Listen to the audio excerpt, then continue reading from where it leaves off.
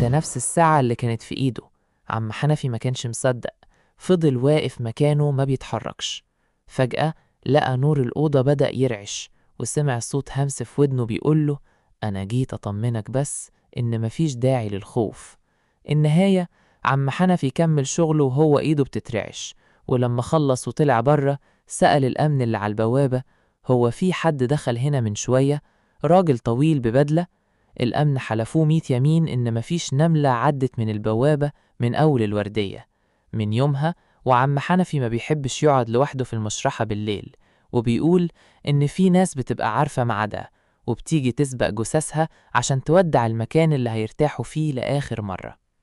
ملحوظة: دي من الحكاوي اللي بيتناقلها الناس في منطقة السيدة زينب، وساعات بتبقى فولكلور مرعب بيعكس هيبة المكان ده. ولو عجبتك الحكاية، ما تنساش تشترك في القناة وتفعل زر الجرس ليصلك كل جديد.